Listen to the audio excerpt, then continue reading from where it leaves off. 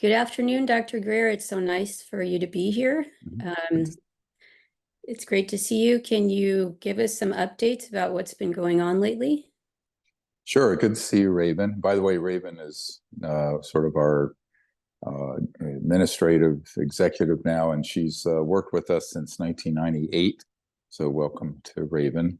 And much appreciation for your help over these decades, 27 years it's been. Yep. Something like that. So 26. So yeah, we're doing a big event in London for those of you who are want to come in the European area. It's the first time I've been to Europe or the UK in 9 years, and due to a number of situations, but we'll be there for a big event on September 8th, which is a Sunday. We're going to do a whole afternoon workshop from 3 p.m. till 7 p.m. and then a London premiere screening of the documentary The Lost Century from 8:30 to 10:30. And it's all being held at the Lighthouse Theatre there in London. And so you're all invited to come. I hope you can spread the word and get a lot of folks out for this event. We're also doing a VIP dinner that evening for those of you who want to support the Disclosure Project and the Archive Fund, because that's what that dinner is for, during that evening as well. Of course, if you come to the dinner, it means you won't be going to the film premiere for London for The Lost Century because their times are coinciding. Right. So that's going to be great. I'm going to do a whole afternoon workshop. It's going to be 2 sections. One is going to be about an update on disclosure and also a pivot towards the European disclosure. One of the reasons I'm coming to London is that there are some senior officials with the British government, I can't see more than that, who want to be briefed on what's happening and to share some information about what they have discovered is going on in the European Union with the suppression of this effort and some other issues. So that's something we'll be doing while we're in London.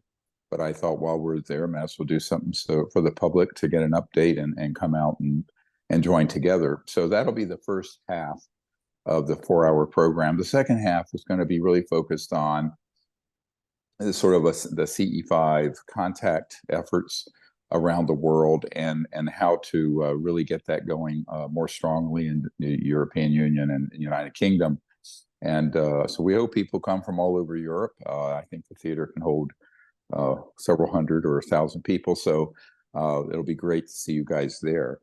So one of the updates I want to just touch on is that we are continuing to discover and get intelligence from sources, military mainly, sources on Black sites. And you'll see in our Disclosure Project Intelligence Archive, and we can put the link here in the write-up, we'll have, you'll see that we continue to add sites. So for example, a couple weeks ago, we got the entrance locations to both the Dugway Proving Ground facility, underground facility, and the entrance point on a map for the what's called the Ant Hill. Now, the Ant Hill, for those of you who may not be familiar with it, it's in the eastern, be east of the Edwards complex going out in the desert, and it's an entry point to a very large complex underground.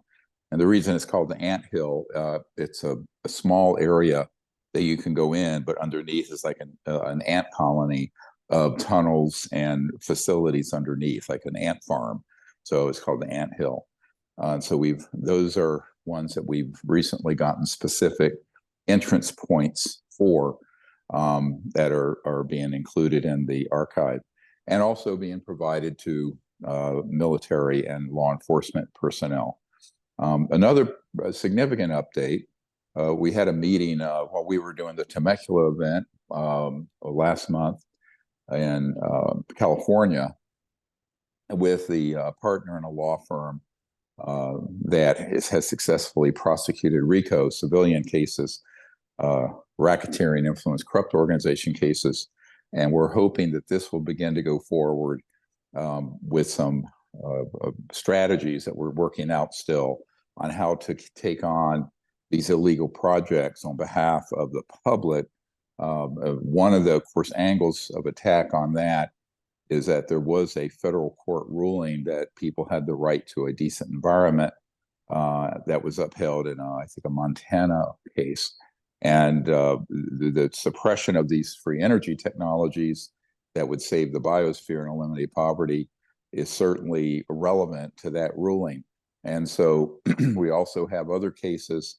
We're going to go into this more at the event in London, but people need to just a preview on this in case you haven't heard about some of this yet. We have a team of people who are defecting from a cell, a covert operation that's very senior, dealing with these black sites.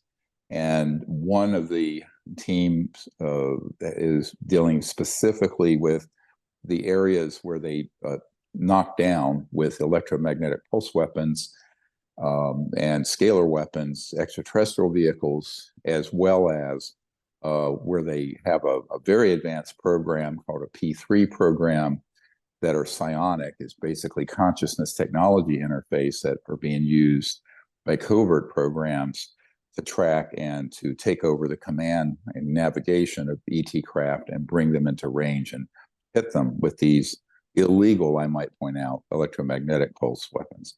So there's a lot of that. I'm going to actually show the photo and video of the entrance to these sites. I was about 11 months ago in a chopper, classified airspace, an area that routinely has a TFR, or temporary flight restriction area, put up over it when they close the airspace over these sites, when they're doing two things. One, testing the man-made UFOs, or ARVs, anti-gravs that come up. And I'll describe how they come up and what looks like a runway that isn't a runway, what that's used for. And then the other part of it is they use that same facility and the same testing equipment, the electromagnetic pulse weapons they use on our own man-made UFOs to target and try to strike extraterrestrial vehicles. And I was told one of the sites I was over, about once or twice a year, they successfully kill, quote unquote, a craft and bring it down. And the people who are part of that project are really coming forward, and there are more of them. And I have just learned that there are 3 more people who are coming forward, including with information on criminal activity and criminal cases. So this is a big breaking part of disclosure, simply because it's another angle, separate from the legal effort from the attorneys to sue these operators and corporations, is the fact that there are people in that system, very highly placed, who know it's time for this to come out.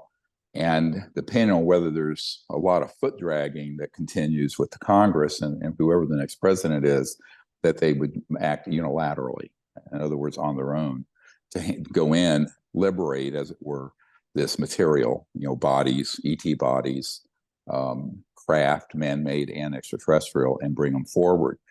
And separate from that, I'll talk about the special access project that's been stood up that is extending whistleblower protection, and also a team that is being provided intelligence by the Disclosure Project and the briefings that we've done, that we continue to provide for an eventual law enforcement move on these illegal corporations and sites. So, of course, the sausage making, as it were, that goes into any federal process is laborious and kind of slow, but I do think that this is moving forward in a very good way. And the more that we can do to bring this information out to the public, and then have further people come forward with intelligence that gives anyone who's going to move on these facilities as much actionable intelligence as possible, is key. So anyone listening who is part of, or has been in the past, part of a covert program, corporate or governmental, dealing with the UAP, UFO issue, you should contact us, because we can extend protection. And we also need if you have actionable intelligence, meaning detailed information, such as I've just mentioned previously, about putting, like, where are the assets located? what are the entry points? What's located where? What are they going to encounter when they go through door X or underground elevator Y? And this is the kind of information that's very important if you're going to get these illegal projects under any kind of legal constitutional authority, and without which, there's very little hope for this issue getting solved. And the information coming out properly, but also the technologies coming out. I mean, obviously, we for years have wanted to have a new energy lab, but no one's ever funded it. If this technique or strategy works, those materials would be brought out, and of course, we would be very involved in the disclosure of those and the receiving of them. So, since our group would be the primary recipient of these materials, so that's sort of it's quite dramatic what's been going on the last year. And so in London, what I want to do on September 8th in the afternoon there is to unpack all of this and go into some great detail, but also then to go to the next level of, the transition, as it were, from what's happening on these sort of levels, but then what can everyone else do? Because ultimately, I think, some of you heard me share this story back in 1978, that I had this lucid dream of a future where there was a landing of an ET craft being protected by the military. So they had transformed from shooting them down to protecting the airspace. And there was an open contact event, broad daylight. It looked like it was at White Sands, seen by the whole world. So I tell people, yeah, things are very off the track now, but they can be moved back on the track. And what I'm seeing, which is I think hopeful, is that the elements of that vision that I had in a lucid dream back, that would have been 46 years ago, seem to all be lining up now. So it's very encouraging in many ways, even though it's a little bit spooky how it's happening. But nevertheless, it's my job to do that. So that's something that people need to understand, that when people gather in consciousness and higher consciousness and meditation and engage in our peaceful T3 contact, right? The psionic consciousness technology interface, which is really what we're doing. I mean, most of you, if you read my early work from 1991, where I talk about consciousness assisted technologies and technologies that assist consciousness, which ETs use for navigation, communication, all of that. I mean, it's not at the speed of light, it's at the speed of thought, instantaneous and quantum entanglement. And that has always been the foundational program of the whole disclosure movement, was putting together, millions of people who go out and do this, because it not only changes the whole so-called morphogenic field of collective human consciousness, but it also shows the ETs that there are a growing number of people who are willing to engage peacefully rather than just shooting them down with directional energy weapons and nonsense. So that's going to be an important part, and that's actually how we'll conclude the afternoon, is doing that and do a group meditation and CE5 contact event there in the center of London. We'll see what happens that night. Who knows? There might be some sightings. But I think it'll be fun for those of you who can make it. If you can't be there in person, we're going to have a webinar capability so that you can, if anywhere in the world, you can click on and see that whole event from 3 p.m. London time till 7 p.m. And that's so you can do that if you can't make it in person there in London. Great. Yeah, we'll put all the links in so you can see how to access all of that. So right, yeah, and it'd be great to see a lot. I know we have a lot of wonderful friends and supporters on the continent and in the UK, and I haven't been there in so long. I just haven't had the time to get over there, and I put off this trip to go meet with these British government officials in the capital there in London because I got injured, as you all know, in last October. So now that I'm back and rather up and about again, now we're going to do it. So that's why we've organized this. And I think there's, I'm sure all of you know who Brian Rose is with London Real. I think he's going to be hosting the event and introducing me, and it'll be great to see him there as well. So it should be a fun event in the afternoon there in London for everybody. Now, one other update that I want to share is we are doing a whole week-long CE5 contact event here in Virginia. And we can put those dates. Now, the people in person are going to be a relatively small group because there's so many people who want to come to these. But what we're going to do, and we've never done this, this is an experiment. We're going to have up on this remote site, we have 685 acres that we got, and we have opened up a contact site on this private land that's surrounded on 3 sides by national forests, about 2 million acres of national forest. And we're going to have our primary group up there with a whole camera array. We're going to have 5 cameras with angles, lens, so that they can record the whole sky and everything going on.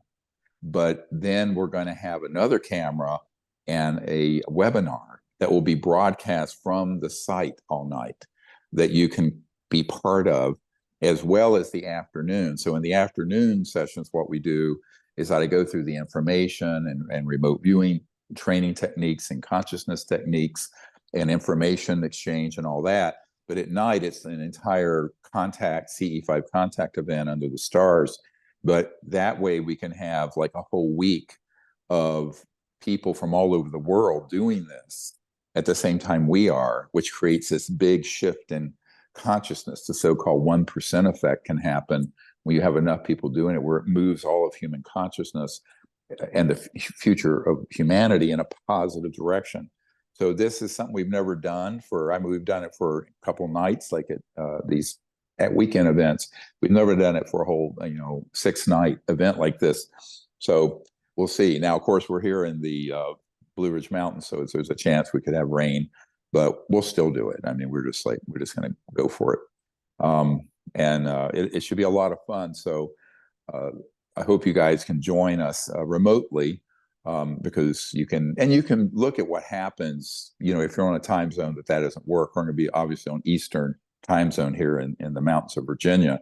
But if you are in another time zone, you can do it on your own, with a group or by yourself, whenever that is, if you're in Australia or Europe or what have you. So that's another thing to remember. You'll be able to get all the information and see what happens, even if you can't do it in real time. So hopefully we'll have, this is, again, this first time we've ever done this, is to have an extensive contact week like this, that anyone in the world who wants to participate can participate during the afternoon and evening sessions.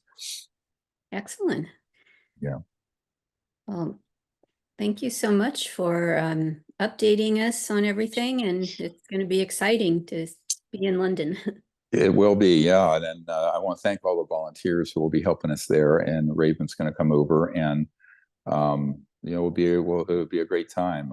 I love the UK and Europe, and I'll actually be in France, Italy, and Switzerland prior to that for a while. But the event is in London, so hopefully folks can come in there and we can meet and have this great gathering there in the capital of Great Britain. And we'll be able to unpack a lot more of this information I just touched on, and it'll be great to reconnect with all the European and the UK supporters and CE5 people there. Great. All right. Thank you, Raven. Thank you so much. All right. Have a good one. Thanks. Bye-bye. Bye-bye.